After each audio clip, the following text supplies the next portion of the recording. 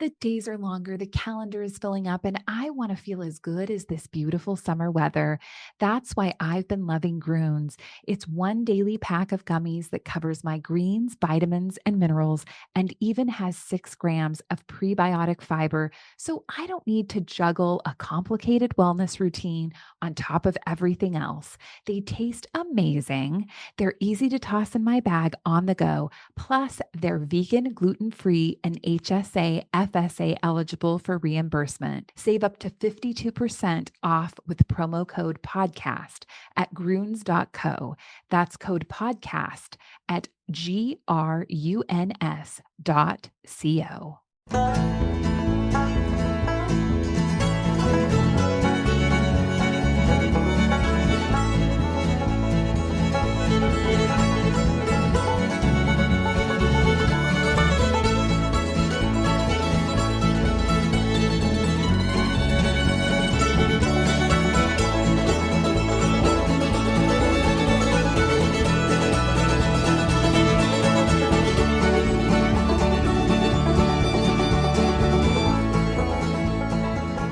Welcome to the Russo Hockey Show, starring Michael Russo of The Athletic. I'm Jim Souhan. I'm going to ask Michael Russo about his level of optimism that the NHL, like so many other professional sports, is going to try to get back into action sometime in the next couple of months. We also are going to talk about Kaprizov, and we have some interesting developments and interesting Twitter questions to get to. Thanks to everyone who listens. The best way to listen is subscribe at your favorite podcast app. You can also go to talknorth.com.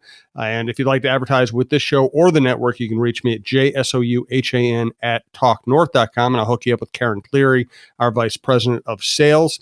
Michael, how the Vols? They're getting fixed right now. The voles are long gone. Apparently, voles only come in the wintertime. But the damage that they inflicted on my backyard was substantial. So I do have some guys back there right now tearing up the sod and putting in new sod. So it's getting all. I'm going to have the nicest grass in my community in about an hour. I still can't. I know I've been to your house. It's a nice house. It's well decorated. I've seen your office. It looks like a great place to set up. I still can't picture you as a domesticated animal, though. No, I didn't. I mean, I've never even heard what a vole was. Did you know what a vole is?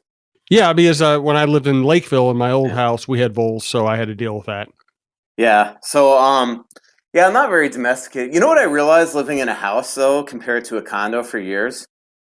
Like, I judge how fast life goes by how often the garbage man comes. Oh yeah, absolutely. Doesn't it feel like when you're putting out garbage once a week in front of your house that it just shows you how fast a week goes? Yeah, it's like a snap. Where if like you're living in a condo, it feels like life is sort of endless. And here it's just like, oh my God, this week flew by. This week flew by. This week flew by. Even in a quarantine. Yeah, no question about it. I don't know if that makes sense, but you know what I mean? Yeah, because we both used to live downtown, not that far from each other. And when I had trash, I just went to the dump. You know, I put it in the chute and it went down and I never saw it again. And now, you have to think about it. And honestly, when I first moved into this house, I missed a couple trash days because I just wasn't on, it takes me a while to build up a habit. And I was completely out of the habit of saying, oh, if I don't put my trash out on Thursday morning, it doesn't get picked up for a week. And then my wife gets mad at me. Yeah. But yeah, it's just one of those things that just popped in my head this morning. I'm like, again, I got to bring the trash on. It seemed like I did that yesterday. We want to welcome our newest sponsor, Profile by Sanford. Michael will tell you more about them later. We want to welcome them to the network and thank them for their support in these difficult times. Also, Twill in the Dining Galleria is going to be reopening soon. We'll tell you more about that. And also, Grey Duck Vodka, still winning awards. You're a Minnesota Vodka. Thanks also to Tony Hoagland and your State Farm agent, Champlin. Let's start here, Michael.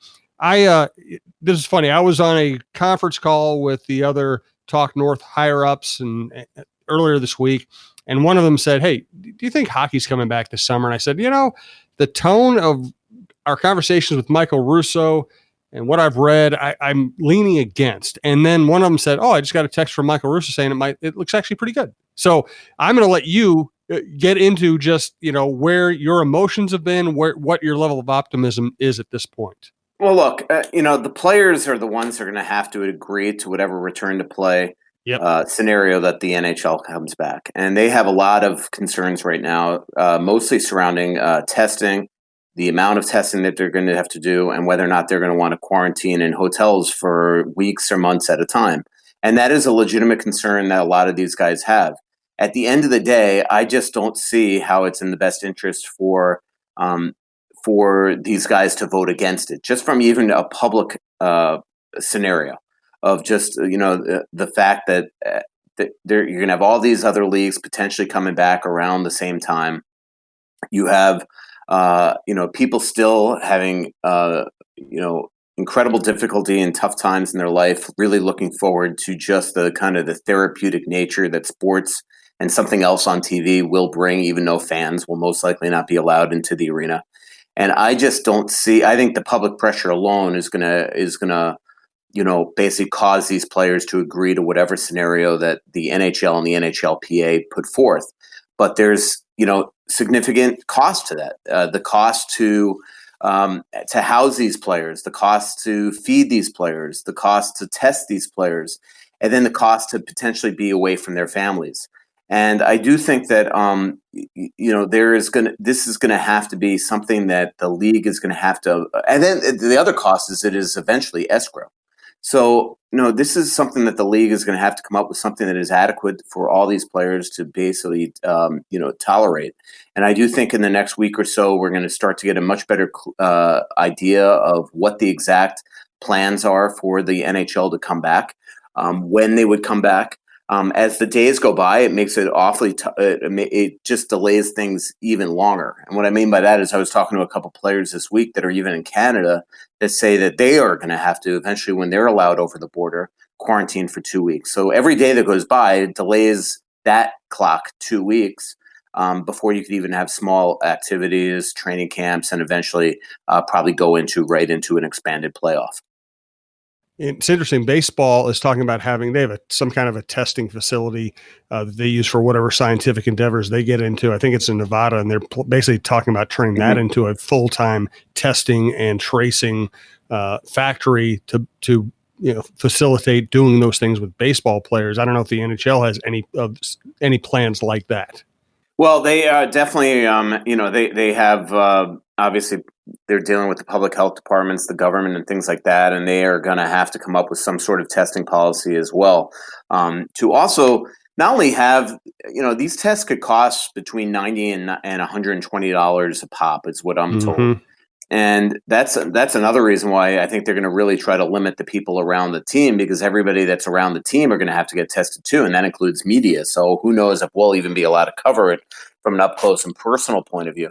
But I'm telling you, the not only the cost, but just the invasiveness of it. I mean, I've seen these videos of how far these Q-tips essentially go up your nose, nasal cavity, and things like that. And they are, I talked to a player yesterday that's very concerned about that type of stuff, on how often they're going to get tested and the cost of that.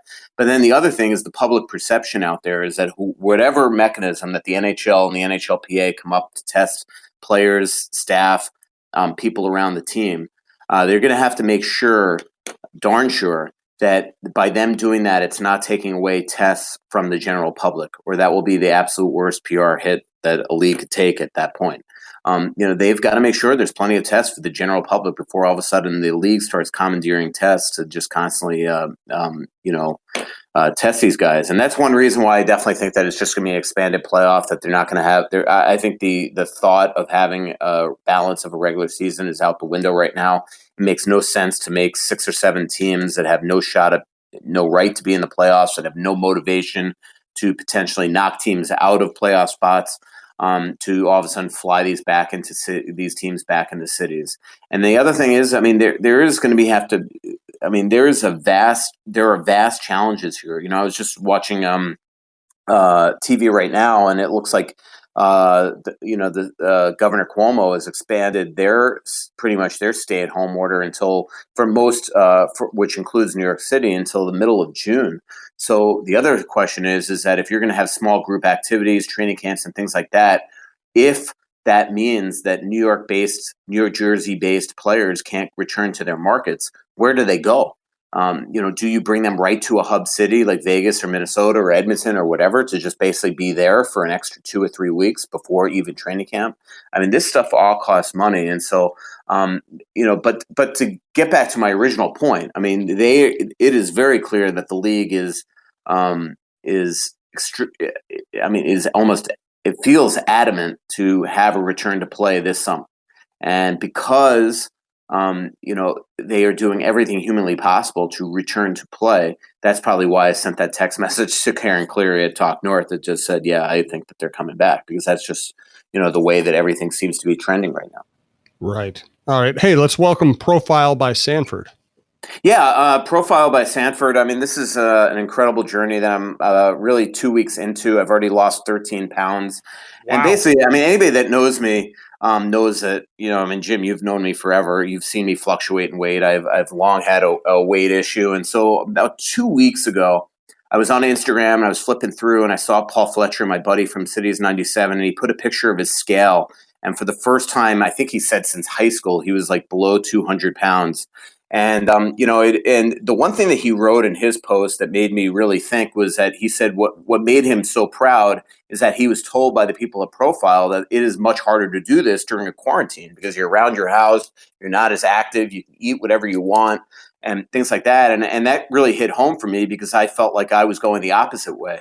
And so basically I called Paul Fletcher, and within 1 minute, he emailed Kelly and Tom over at Profile. And next thing I know, the next day I was on a conference call with them. And it felt like a day later I was on with my new personal coach, Danette. And what's the cool part about Profile is not only do you buy their food, which, by the way, is absolutely scrumptious, and you follow their meal plan and everything, you got applications and things like that. There are 6 locations around the Twin Cities, but you get personal coaching from the same coach, which is what I really love about them. Because, I've been on other diets where it seems like every single time you go there, you're sort of introducing yourself to the person. They know nothing about you. Danette's been absolutely amazing. I've already had 3 Zoom calls with her. Eventually we'll meet in person, I'm sure. And what's really neat is that the food could be sent to you either, shipped to your house, or you can go right to their stores. And again, 6 locations in the Twin Cities. As I said, I'm just excited about this. They give you a smart scale, so you have to be accountable. If I'm on the road, Jim, and I'm cheating, guzzling some wine or pigging out after a game, they're going to know right away when I get on that smart scale. So again, 6 Twin Cities locations. And for more information, go to profileplan.com and tell them Russo sent you. Good deal. Well, good luck with that. I'm glad it's working already. Hey, do you want any other topic you want to get to before we go to Twitter questions, or should we just dive in? No, let's dive in. Twitter questions. Not too much is going on. All right. From Paul A.G. with the surrounding hype of Kaprizov, do you see him as having the ability to be as impactful as Gaborik or better for the Wild? I don't know. I mean, I still think that Fiala is the guy that has shown me so far in person, in front of my eyes, what he has the potential to do in the NHL. I have never gotten my eyes on Kaprizov. I've got to see how he's going to adjust to the NHL. Kaprizov is obviously coming to the NHL way later now than Gaborik did. And that could be good and that could be bad. What was good is that Gaborik had many years to adjust at a young age to the NHL, where Kaprizov is older, more mature, has played professionally in Europe against men for 6 years, but he hasn't had that natural transition period. Now, the hope is that it could fast track because of that maturity. They're different types of players. Gaborik was an absolute blazer on the ice, just flew up and down the ice. That is not Kaprizov. If you read the feature that I wrote on him 2 or 3 weeks ago now, actually, it would have been around April 27th, 28th, and I highly recommend you reading that on The Athletic. I talked to a lot of players that have played with him, that have played against him. I've talked to a coach that currently coaches against him in the KHL, in Bob Hartley. I've talked to all sorts of people, from Ilya Kovalchuk to Ray Ferraro and Craig Button, who have seen him play a gazillion times, some from between the benches, and they really give quality scouting reports about the type of player that he is. He's doesn't have the shot that, say, an Ovechkin or Kovalchuk has. He's not a fly up and down the ice guy like, say, a Pavel Bure. So we're going to have to see how he transitions to the NHL, the type of player he is. But he is, he plays with incredible work ethic. He goes to the dirty areas. He does have an incredible shot. He can skate. The puck seems to find him. There's a lot of things to like about him. but I'm not about to go out on a limb now and say that he's going to be as impactful as Gabrick. Now, frankly, what you hope is that the Wild with Fiala and Kaprizov can find a player that's more impactful than Gabrick. Gabrick was a great player, but let's be honest, even here in Minnesota, it wasn't, he scored 40 goals once, and he did score 30 goals, I think 5 other times, but, he was a 30-goal scorer for the most part. So I don't look at that as being a true superstar, but I do think that Gabrick was a game breaker. I do remember the amount of times that I would cover that team and they'd be down and out and nothing was happening, and then all of a sudden, boom, breakaway goal. And that's what the Wild have lacked for several years, is that type of player that can turn a game around. What we saw the last month of last season was Fiala becoming that player. He just slowly but surely every single night tried to be that threat. And the hope is now you add a complement like Kaprizov, and we'll see if it can. Now the Wild have something where they can turn themselves into a really quality team. I want to thank our producer, Brandon Morton. Tell you we have a lot of new shows on the network. We have Meatgistics. If you like grilling and beer and just talk about grilling, check out Meatgistics. We have a bunch of new Gopher Hole shows. We have a lot of new outdoor content to add to all of our staple Minnesota sports content. We appreciate everyone who listens, and we also appreciate our longest running sponsor, Twill in the Edina Galleria. And it sounds like you got an email from Scott Dayton, our friend, said it sounds like they're going to plan to reopen on Monday, May 18th, after the Walls open for business order comes into effect. They're waiting for clarification on everything will look. Scott is going to announce the hours and the process once he has that information from the Galleria. So stay tuned for updates on this network. We'll let you when they get the all clear and we know exactly what it's going to look like. And they are great people to deal with. I buy my clothes there. So congratulations, Scott. I'm looking forward to getting back in the shop sometime soon here. From TJ Voigt, do you think the NHL would allow a scenario with fans in some arenas but not others? And I'm sure he's referring to the fact that different states are handling this in different ways. I don't see how that is going to happen. Yeah. I mean, again, to come back, they're going to need to have strict guidelines on everybody around this team, around all teams, being tested constantly. And the more people you put in the arena, the more difficult that makes it. It is going to be interesting, and that's one of the stories I'm working on the Athletic right now. Is just what the new normal is going to look like, and once fans are allowed in the building, and that'll be coming soon. From Steve, will the NHL, and this is interesting because Major League Baseball, it's already become kind of a public feud between some players and Scott Boras and MLB owners and Rob Manfred. Okay, hey, you signed us to these contracts. You're billionaires. You run billion-dollar organizations. Why are you making us give money back? Some players like Blake Snell have already come out and said, hey, I'm not going to get paid half while I'm risking my life. But we really haven't seen too much public complaining or jockeying for position by NHL players. So Steve asks, will the NHL have the same issue as MLB and the players with deciding how to split revenue? Well, I mean, there's 50-50 that these guys are going to split, but the problem is that the revenue in the NHL has been absolutely catastrophically affected here. There's some people saying that they could lose, $1.5 to $2 billion, and that is going to eventually come from NHL salaries. It just has to. So what the players are trying to negotiate right now is how much escrow are they going to have to pay? I mean, let's just say, and I know that nobody wants to feel sorry for NHL players making a lot of money, but let's just say that they have to, that 35% of their salaries go into escrow. Now you add that 50% of their salaries are essentially going away in sort of in taxes and also union fees, Social Security, all that stuff. The entertainment tax when you go to different cities that these guys have to pay as well. Now, all of a sudden, these players could potentially be playing when they negotiated, thinking they were going to get an X amount of their salaries minus taxes. Now they're all of a sudden could be playing for 12, 15% of their contracts. And so that is the issue that the league is going to have to figure out here with the NHLPA. Do they take that 35% escrow and split it into 3 years and figure it out that's a lot of money. If you signed a $10 million year contract and you're taking home 1.5, that's different contract than you thought you were signing.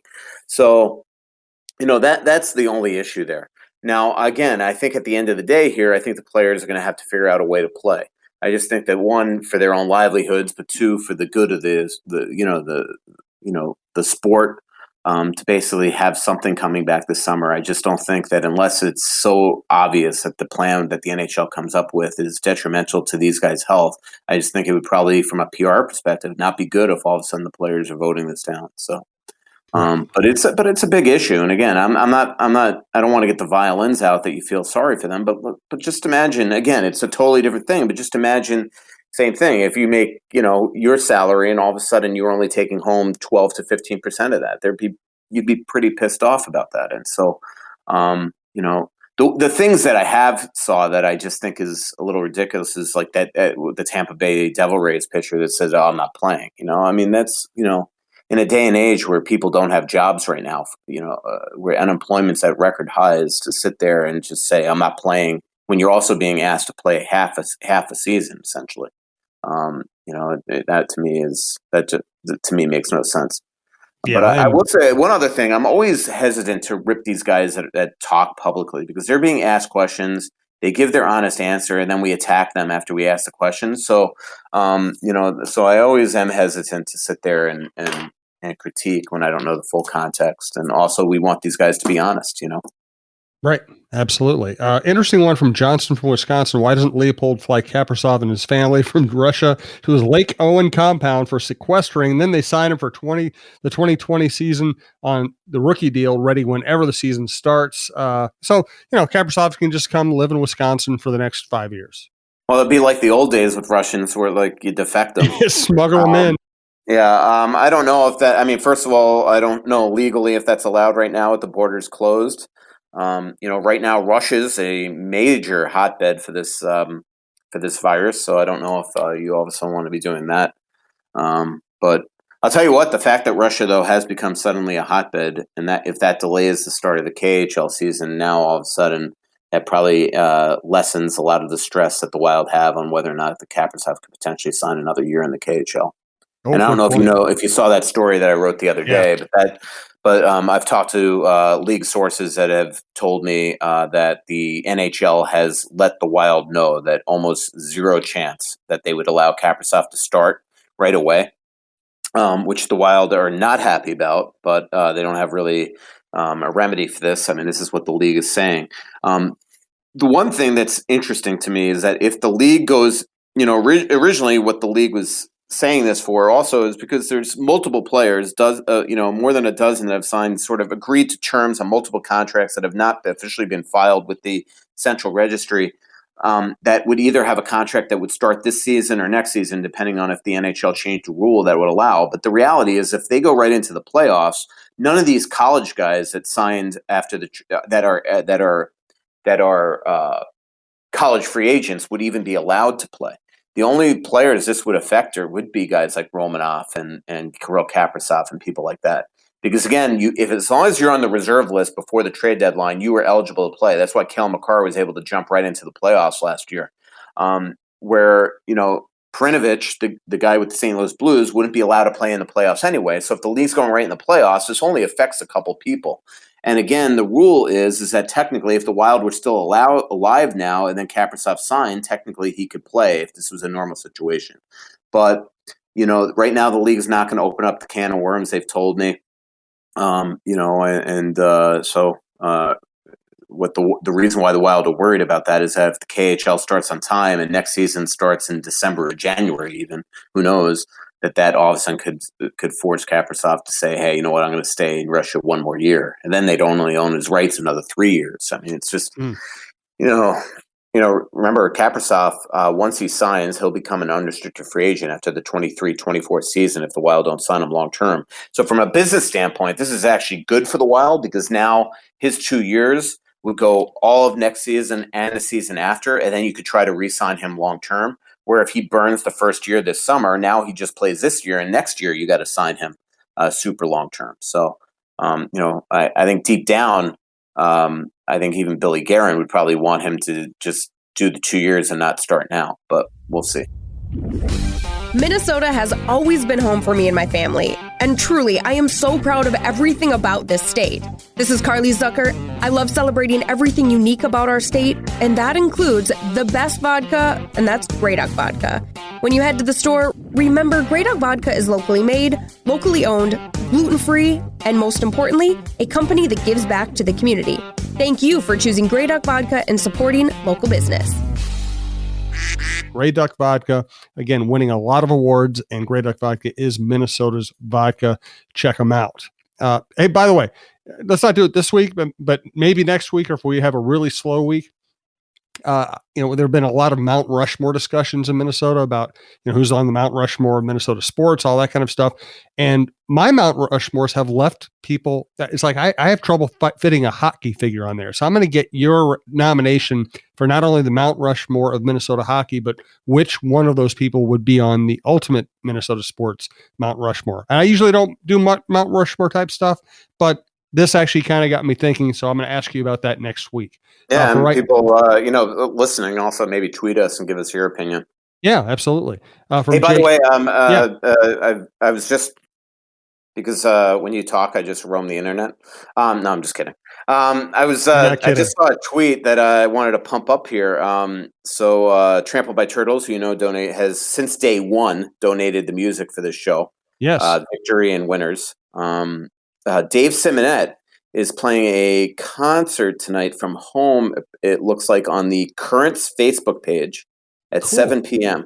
So if this, I assume this podcast is coming out today, May 15th. So Dave Simonette, the lead singer of Trampled by Turtles and Dead Man Winner, is playing a live concert on the Currents Facebook page at 7 p.m. So it's a live stream. So definitely go check that out. I watched a little bit of the Prince concert from 1985 last night with my wife, and it was Prince doing everything he does, but it did remind you of how bad camera work and film quality and everything else was, man. It looked like you were seeing him through a gauzy, looking through a face mask, basically. It was like everything was just smoky and distant, and man, made me appreciate modern cinematography. Let's get to Jake Eigen here. Kaprasov. Adam St. Paul said, can we talk more about Kaprasov? We will continue to talk a lot about Kaprasov. I think we've covered it for today. From Paul Larson, have you spoken with Bruce Boudreau about his well-being since movie theaters have been closed? Yeah, I talked to Bruce the other day for a while. He's doing well. He's bored out of his mind. We were both laughing at all the reports out there that he's going to become the next assistant coach of the Toronto Maple Leafs. I think that was pretty funny. Stuff like that. So, yeah, he's doing well. Good. Now, from Lynn Keller, what's the latest on the Winter Classic scenarios? Right now they continue to meet like the Winter Classic is going to happen. I personally think it's going to be postponed a year. Again, the league has told me that they are planning like it's a go. But a couple reasons why I think it should be postponed. One, who knows whether or not they're going to want to, if there is a second wave, especially on January 1st, are you going to want to commit to having 45,000 tickets distributed that you're going to have to figure out a way to get that money back to people? Two, can you even sell that many tickets? Right now, I got to think it's a hard sell because I don't, even just from a home standpoint, but from a St. Louis Blues standpoint, are fans going to just, hop right now after a pandemic and get on an airplane and come to that game? And the other big thing is if the season starts December 5th, December 10th, are they going to have a Winter Classic 2 weeks later? My personal opinion is that we're going to see it postponed, but right now it's a go. And you think Minnesota holds on to it if it gets postponed? I would hope so. Yeah. From Ben Hurdle, why is there such an obsession with finishing this season? I think we've already kind of covered the scenarios. Yeah. From Bill, what did you think of the round robin proposal from, is it Friedge? Elliot Friedman.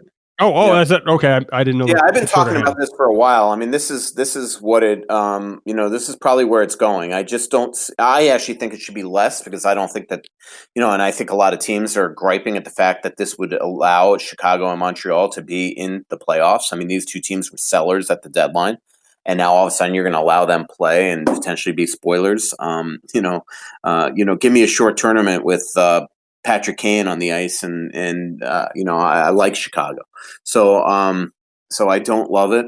The other thing that I think that people are griping about around Robin is that all of a sudden the top teams, the way I understand it, is that the top teams, the top seeds, would have buys, which in a normal situation might sound like a great thing for those teams. But in this situation, you're giving all these other teams a head start to start playing. And I just don't know if that's something that's fair. So Right. Good point. From Mark Opsal, does this current situation help or hurt the upcoming NHL CBA negotiations? I think that, I have two thoughts on that. One is, after a pandemic that has slowed the season and could delay next season, I don't think it would be good for anybody to all of a sudden have a work stoppage that's going to delay the start of that season. So that's what makes it, to me, good. But what makes it very difficult is nobody knows the severe damages that this is doing to the business of the sport yet. And so that makes talking specifics in a collective bargaining agreement negotiation very, very difficult. From Nick Clydesdale, hey, let's thank Tony Hoagland, HOAG, LUND, your State Farm agent. He's my State Farm agent. He also handles Michael's insurance. State Farm announces the Good Neighbor Relief Program. Our auto customers will receive, on average, a 25% credit for their premium until May 31st. No policyholder action is needed. That's $2 billion in customer savings. Because now more than ever, being a good neighbor means everything. Call State Farm agent Tony Hoagland at 763-421-4900 or online at champlaininsurance.com. From Nick Clydesdale, any thoughts on the goaltending situation? What if they don't re-sign or trade Dubnyk and say go after? I guess re-sign. Well, I'm getting confused here. I'm going to keep it simple. What about the goaltending situation? Any new light on that? No, there's not. I mean, and it makes it very, very difficult. I mean, one thing that's been popping in my head lately that I did throw at Guerin recently that he just said, he was basically like, it was too hypothetical. But the one thing that I'm wondering is that if the AHL season is canceled next year or delayed several months, it almost, to me, means that you have to have Kaapo Kähkönen on the team, because I don't think you want him to be not playing somewhere or just a full-time practice player on a expanded roster Black Ace type squad. I mean, you want the guy playing. He needs his reps. So then what happens if do you have three goalies on your roster, or do you then get rid of Dubnyk? I mean, right now it's just so hard to even envision, even from Guerin's standpoint, what possibly could be even thought of about next season, because they've got to figure out what happens this season. You're going to have a truncated off season whenever that happens. It's just absolutely impossible to come up with these type of scenarios yet. From BR Iowa Wild, is Michael planning any trips to Des Moines this upcoming season? What prospects is he most interested in seeing? How about a road trip and a Talk North podcast with fans in Des Moines? Well, again, there might not be an Iowa Wild season to start with. I mean, those Iowa players might be here. Who knows? I mean, I don't want to be Debbie Downer here, but this, as I've said, like a broken record 1,000 times on this podcast, this virus isn't going away. It's not just going to magically disappear off this planet until maybe we have a vaccine. So next year, players are going to get sick, and you can't just shut down the league again. So they're also going to need to have some sort of expanded roster or Black A squad next season, in my opinion, that are going to allow essentially fill-ins to come right into the team if somebody gets sick or hurt. So, and if there's no AHL season, I mean, a lot of these guys could be right here in Minnesota. Right. And Dr. Bright's comments certainly painted a scenario where this thing could come back really hard this winter. In fact, baseball has built some of their plans around trying to get their World Series in before the second rush of the pandemic. So, which is another reason why, by the way, like, it just shocks me that the league is just so adamant on trying to return this summer, because you think that you want to just really focus on trying to make next season go well, and maybe even try to start that on time without fans in the building, because of all of a sudden, 2 months into the season, then all of a sudden the wave hits. At least then you have scenarios on how to react. Or could you imagine where they're starting next season in December, and that's when the second wave hits? I know. It just doesn't seem like the smartest thing in the world to just try to cram in this season just for piddly revenue to make sure that you don't give rebates to TV stations. when the cost of putting up these players, feeding these players, disinfecting these locker rooms, testing these players is just going to be off the charts expensive.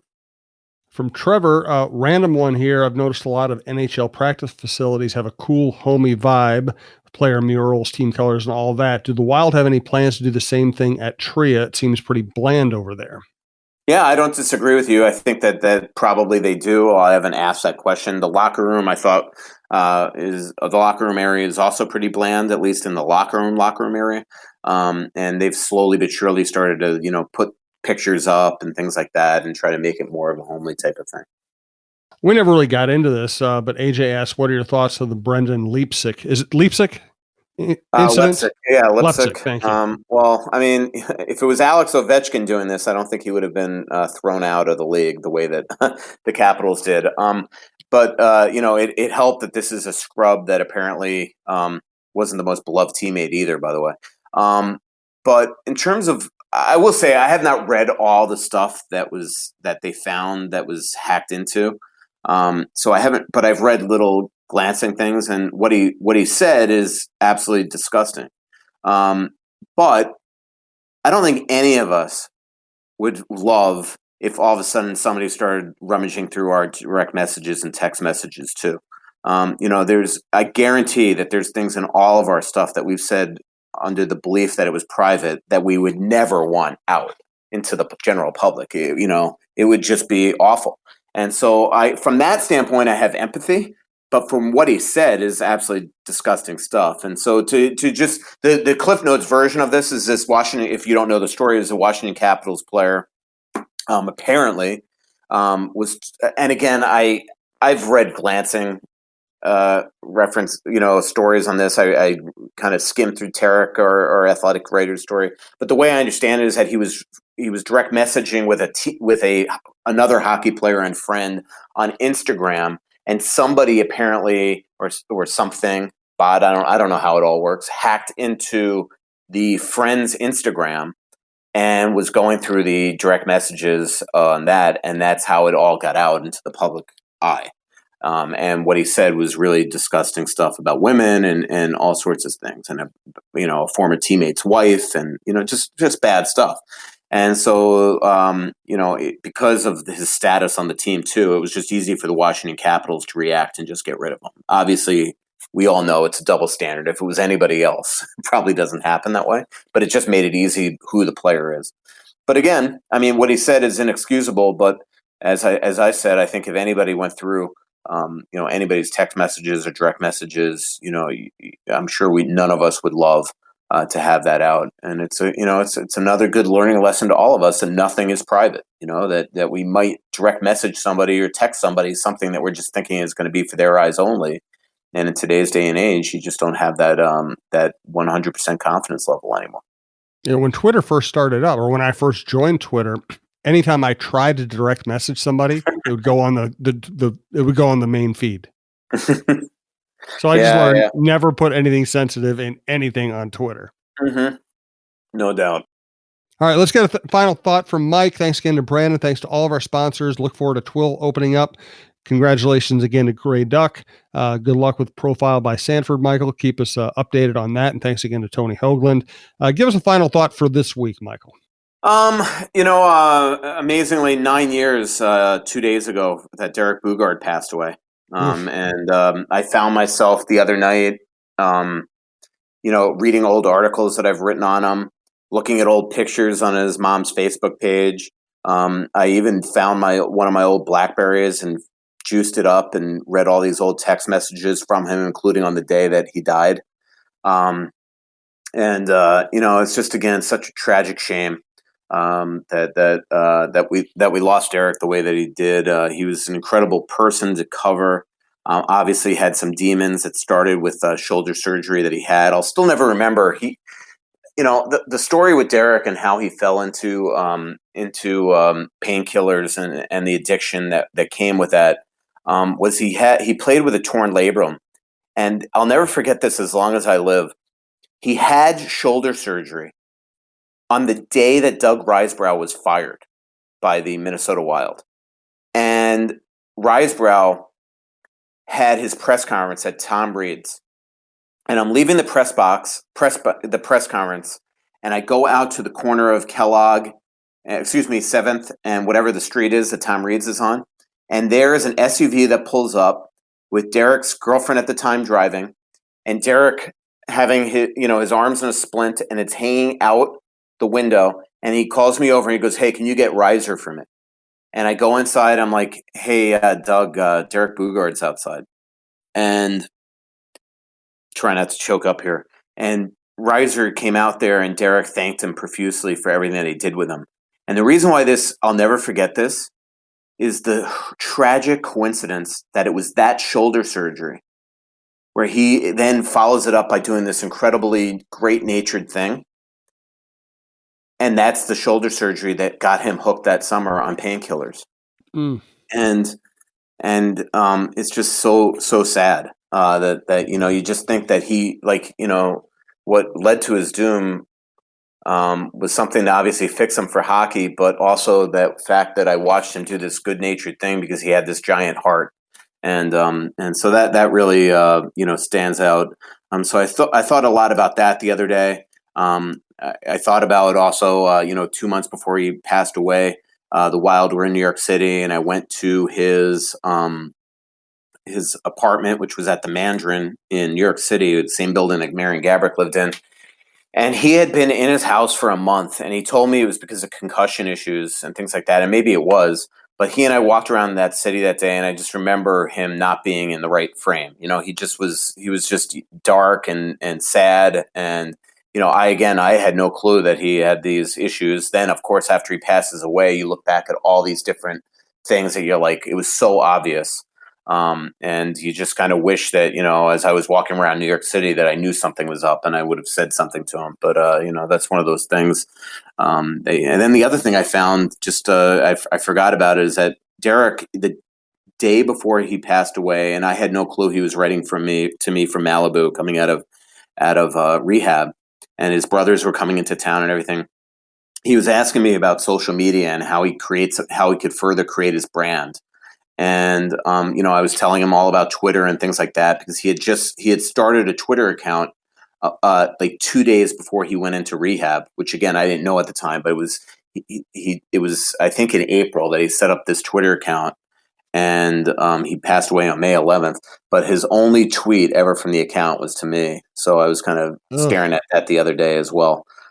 So anyway, just a tragic loss. And I think it just shows you that we all have to be, one, careful, obviously, with painkillers, careful with mixing any sort of prescription pill with alcohol.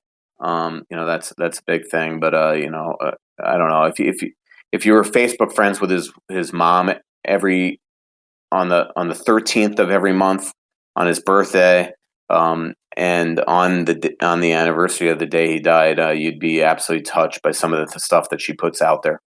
All right. Well, thank you for bringing that to us. I appreciate it. And I don't know if you remember also, so he, just real quick, I don't know if you remember, but there were two girls, high school girls, that are the ones that actually set up the memorial for Derek Boogaard at XL Energy Center at Gate 1, after he passed away, like a week or two later. And his whole family came in for it. And, even though it was the Wild sort of got credit for doing it, it was two girls that were the brainchildren, however you would say that, between the who thought this thing up and got it done. So that was something else just that popped in my head the other day. It was just, again, I was reading all these old stories about him, and he was just a great guy to cover. Yeah, absolutely. Well, thank you for that reminder. I do appreciate it. Hey, thanks to everyone who listens. We'll let it go there for this week. We'll be back next week.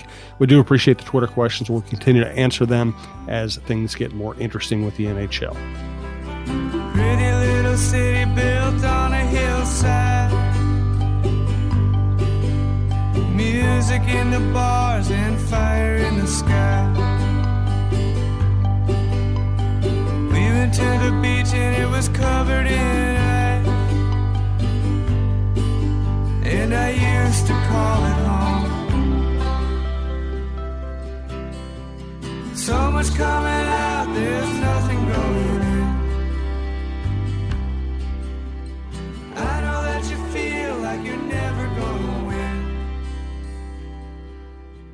but the world won't forgive a winner. I judge how fast life goes by how often the garbage man comes.